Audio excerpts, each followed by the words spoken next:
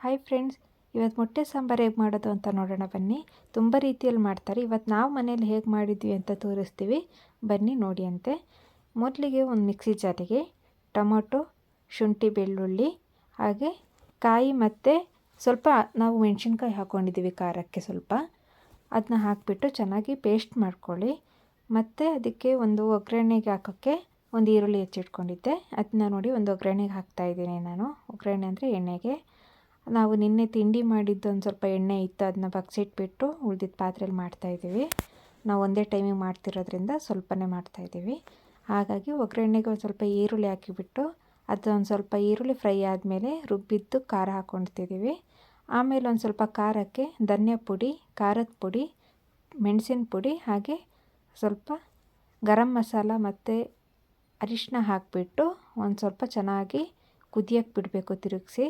ಹಾಗೆ ನಿಮ್ಗೆ ಎಷ್ಟು ನೀರು ಬೇಕಾಗುತ್ತೆ, ನೀವು ಎಷ್ಟು ಮೊಟ್ಟೆ ಹಾಕ್ತಾಯಿದ್ದೀರಾ ಅದ್ರ ಮೇಲೆ ನೀವು ಸ್ವಲ್ಪ ನೀರು ಹಾಕ್ಕೊಳ್ಳಿ. ನಾವೆಲ್ಲ ಒಂದು ಸ್ವಲ್ಪ 6 ಮೊಟ್ಟೆ ಮಾಡ್ತಿರೋದ್ರಿಂದ ಒಂದು ಸ್ವಲ್ಪ ನೀರು ಹಾಕ್ಕೊಂಡಿದ್ದೀವಿ. ಅದು ಮೊಟ್ಟೆ ಎಲ್ಲ ಮುಳುಗೋಕ್ಕೆ ಎಷ್ಟು ನೀರು ಬೇಕಾಗುತ್ತೆ ಅಷ್ಟು ನೀವು ನೀರು ಹಾಕ್ಕೋಬೇಕಾಗುತ್ತೆ. ನೋಡಿ, ನಾವು ಮೊಟ್ಟೆನ ಒಡೆದು ಹಾಕಿರೋದ್ರಿಂದ ಸ್ವಲ್ಪ ನೀರು ಸ್ವಲ್ಪ ಜಾಸ್ತಿನೇ ಬೇಕಾಗುತ್ತೆ. ಹಾಗಾಗಿ ನೋಡಿ, ನಾವು ನೀರನ್ನ ಕನ್ಸಿಸ್ಟೆನ್ಸಿ ನೋಡ್ಕೊಂಡು ನಾವು ಹಾಕ್ತಾಯಿದ್ದೀವಿ. ನೀವು ಎಷ್ಟು ಮೊಟ್ಟೆ ಮಾಡ್ತೀರಾ ಅದ್ರ ಮೇಲೆ ನೀವು ಡಿಪೆಂಡ್ ಮಾಡಿಕೊಂಡು ನೀರು ಹಾಕ್ಕೊಳ್ಳಿ.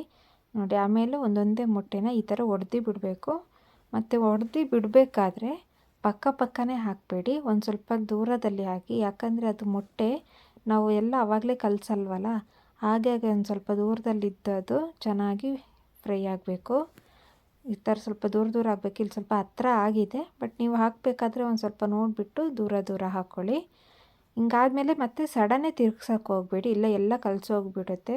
ಒಂದು ಸ್ವಲ್ಪ ಮುಚ್ಚಿಟ್ಬಿಟ್ಟು ಲೋ ಫ್ಲೇಮಲ್ಲಿ ಒಂದು 5 ನಿಮಿಷ ಬಿಟ್ಬಿಡಿ. ಏನೂ ಆಗಲ್ಲ, ಸೀದೇನೂ ಹೋಗಲ್ಲ. ಸ್ವಲ್ಪ ನೀರು ಜಾಸ್ತಿ ಇರೋದ್ರಿಂದ ಸೀದೋಗಲ್ಲ. ಆಮೇಲೆ ಅದನ್ನ ನೋಡಿ ನಿಧಾನ ತೆಗಿಬೇಕು.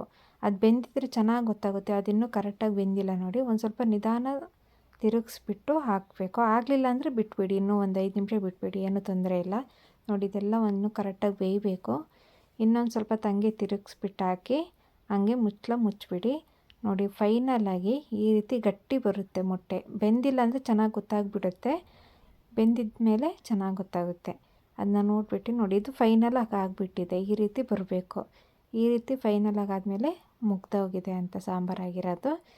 ಆಮೇಲೆ ನೀವು ರೊಟ್ಟಿ, ಅನ್ನ, ಸಾಂಬಾರು ಜೊತೆ ಎಲ್ಲ ಸಖತ್ತಾಗಿರುತ್ತೆ. ಟೇಸ್ಟ್ ಮಾಡಿ.